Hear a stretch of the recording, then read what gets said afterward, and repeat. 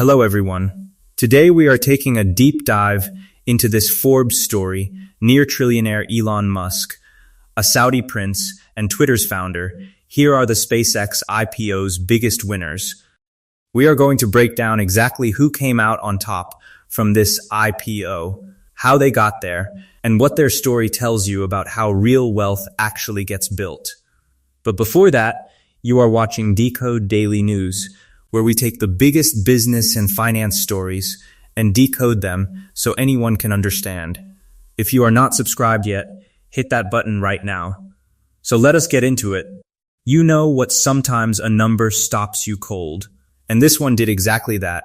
SpaceX priced its IPO at $135 per share Thursday. Right, read that again if you need to. $135 per share. For a rocket company that was not even publicly traded until now. That price alone tells you how much confidence or how much hype is sitting behind this listing. And that price came with a valuation that made the whole room go quiet, implying a $1.8 trillion market cap for the company.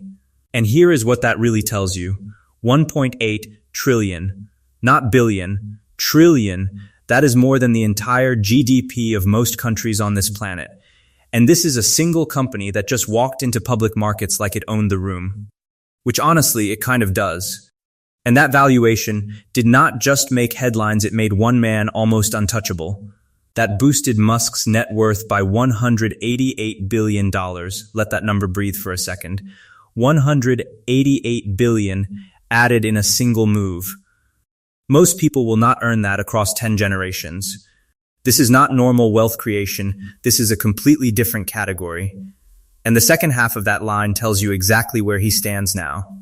To an estimated $982 billion, according to Forbes' calculations. Now sit with that for a second. 18 billion away from 1 trillion. No human being has ever crossed that line in history. And he is close enough that a single good trading day could do it. Now here is where the real structure of this wealth gets interesting. Musk, who serves as chairman, CEO, and chief technical officer of SpaceX, owns 4.8 billion shares of the rocket maker, worth $644 billion. Pause right there, that is just the shares, before options, before Tesla, before Neuralink, before Boring Company. $644 billion from one company alone. The scale of this is genuinely hard to process. And that is only half the story, giving him a 38% stake in the company, worth $688 billion at the IPO price.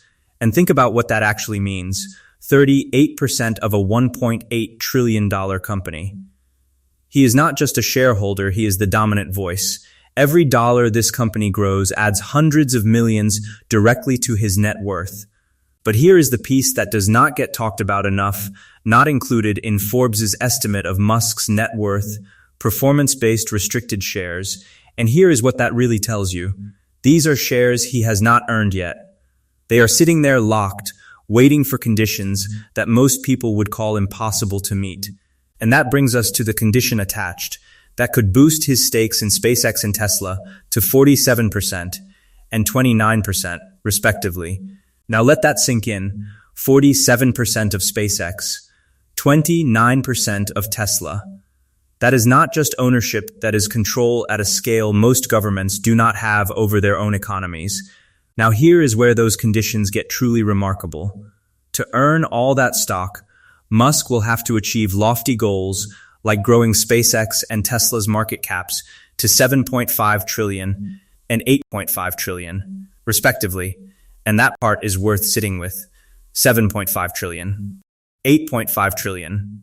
Combine that is larger than the current GDP of the United States. That is the bar he has to clear just to unlock his own stock. And then came the condition that stopped everyone cold, and establishing a permanent human colony on Mars with at least 1 million inhabitants. Here is the part that hits different. 1 million people living on Mars. That is not a financial target, that is a civilization target. And someone put it inside a legal compensation document. Whether you find that inspiring or completely disconnected from reality, it is now part of how the world's largest fortune gets measured. Now let us talk about the people around him, because this IPO did not just make Musk richer. The newest member of the Three Comma Club is SpaceX's longtime chief financial officer, Bret Johnsen, who is worth an estimated $1.2 billion. And here is what that really tells you. 1.2 billion. Not a founder, not a celebrity, the CFO. The person who managed the books for over a decade and stayed when staying was not glamorous. And the reason behind it tells you even more. Thanks to his 0.07% stake in the rocket maker, including option. And that is not a small thing, 0.07%. That fraction of ownership just created a billionaire. Salary builds a career. Equity builds generational wealth. The math between those two paths is completely different.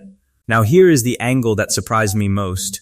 A number of SpaceX's biggest winners were either Twitter or XAI investors, including Prince Alwaleed bin Talal Al Saud of Saudi Arabia. And here is what that really tells you.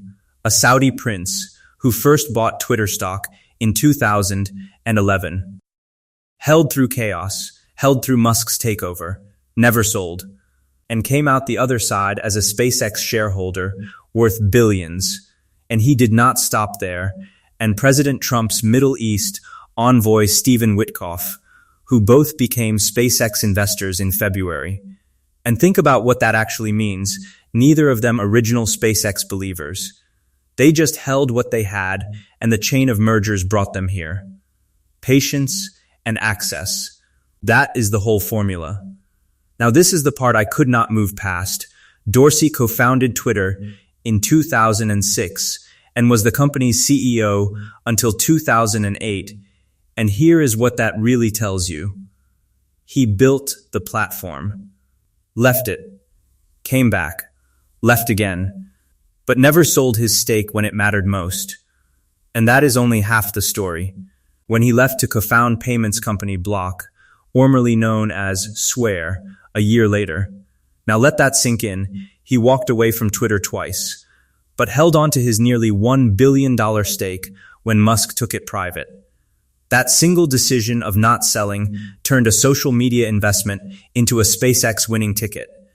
So, that is exactly where my take comes in, but real quick before I give you my take, this video is for educational purposes only, not financial advice.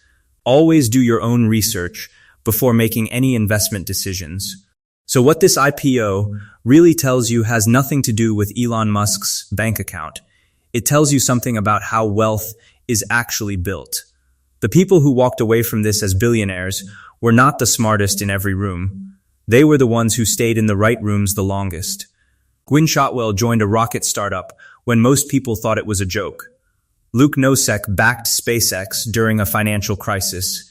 They did not have perfect information. They had patience.